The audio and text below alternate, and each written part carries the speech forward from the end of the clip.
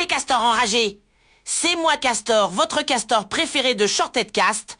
Aujourd'hui, on va plonger dans le bourbier du Real Madrid. La vidéo vient de la chaîne Afterfoot dans l'émission Génération After avec Edgar Grollo et les gars.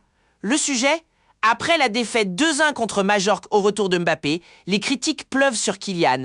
Pas assez défensif, équipe qui joue mieux sans lui, bouc émissaire idéal. Et Grollo balance que c'est complètement normal. On va décortiquer ça avant le gros match contre le Bayern. Accrochez-vous, ça va claquer! Contexte, Real perd contre Majorque dès le retour de Mbappé. Sur les réseaux et en Espagne, c'est le feu. Kylian devient le coupable parfait parce que l'équipe tournait bien sans lui avec 5 victoires en 5 matchs. Les médias pointent son manque d'effort défensif et le fait que les schémas de jeu changent avec lui. Vinicius et Arbeloa le défendent en conf de presse. Grollo va nous expliquer pourquoi ces critiques sont normales. Écoutez bien ce que dit le journaliste sur l'omniprésence des critiques. Vinicius avoue que ça le dérange. Et Arbeloa sort la défense classique. C'est un des meilleurs joueurs du monde, une chance de l'avoir. Mais Grollo va creuser plus profond. N'importe, c'est ce que je pense et pas ce que je peux entendre. C'est l'un des meilleurs joueurs du monde et pas un entraîneur ne voudrait pas l'avoir. C'est une chance pour moi d'avoir ce genre de joueur. Un soutien de Vinicius également qui était en conférence, qui dit Mbappé nous donne de la confiance, marque beaucoup de buts pour nous demain. On doit avoir une bonne connexion, comme avec tous les joueurs. C'est un match pour les grands joueurs et Kylian fait partie. Daniele répond et dit que Mbappé pose un vrai problème tactique. Il n'aime pas défendre, il n'est pas un vrai neuf. Il oblige l'équipe à s'adapter, mais il reconnaît aussi son leadership et que tout est scruté parce qu'il est une star. Et Grollo enchaîne en disant que c'est normal, que c'est le même débat qu'au PSG. Quand il était au Paris Saint-Germain, donc c'est normal que les supporters du Real se posent des questions. Quand ils voient leur équipe mieux jouer quand il n'est pas là, ils le constatent, ils se disent « Ok, est-ce qu'il y a un lien ?» Quand ils voient qu'il y avait déjà les mêmes problèmes au Paris Saint-Germain, ils le constatent et ils se posent la question. Et on ne peut pas empêcher les gens de se poser des questions. Et je trouve ça complètement normal qu'il y ait ce genre de critique envers Kylian Mbappé. Et je pense que c'est quelqu'un qui... Julien n'est pas d'accord et dit que sans Mbappé, il ne serait même pas si proche du Barça ni en Ligue des Champions. C'est facile de tout mettre sur le dos de la star quand ça va mal. Et il prédit que s'il marque un doublé contre le Bayern, tout sera oublié jusqu'à la prochaine défaite.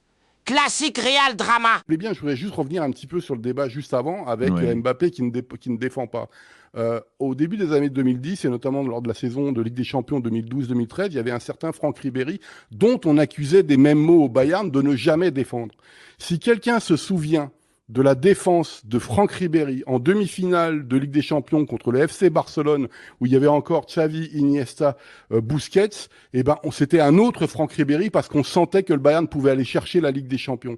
C'est-à-dire que moi, si on me dit Mbappé ne défend pas contre Retafe, mais qu'est-ce que j'en ai... Polo répond qu'il attend ce genre de match référence de Mbappé en Ligue des Champions. Et là, Grollo parle de fatalité chez Mbappé, qui dit lui-même qu'il ne va pas se mettre à défendre. Mais le débat continue sur le leadership, le brassard, et même sur l'image victimaire du Real en Allemagne, avec Effenberg et compagnie qui en ont marre des polémiques madrilènes. En Ligue des Champions. Edgar, toi tu dis également que, tu penses en tout cas qu'une grosse claque pourrait presque faire du bien au Real Madrid sur le long terme. Hein. Ça c'est ta théorie. Hein. Oui, je pense... Dès demain soir, quoi. Déjà, je pense que le Bayern, oui, est favori face au Real Madrid, même si je suis d'accord que tout peut arriver, surtout avec ce club-là.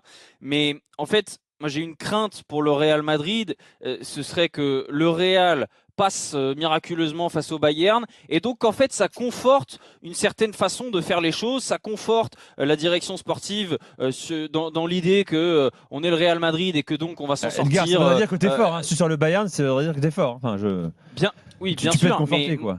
Moi je pense qu'aujourd'hui on peut tous être d'accord pour dire que c'était... Et Edgar va jusqu'à dire qu'une grosse claque contre le Bayern pourrait faire du bien au Real sur le long terme pour tout remettre en question. Direction, joueurs, recrutement.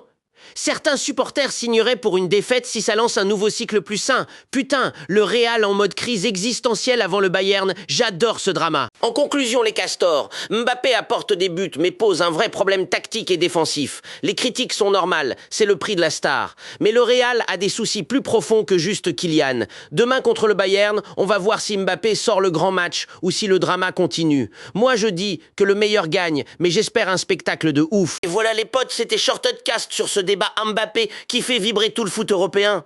Commentez en bas, vous pensez que Mbappé est un frein ou un sauveur pour le Real? Partagez la vidéo à vos potes réalistes ou anti-Mbappé, abonnez-vous à la chaîne, likez si vous voulez plus de décryptage sans filtre, activez la cloche pour ne rien rater. Et dites-moi en commentaire quelle vidéo vous voulez que je shorte la prochaine fois. Allez, on se retrouve très vite. Ciao les castors!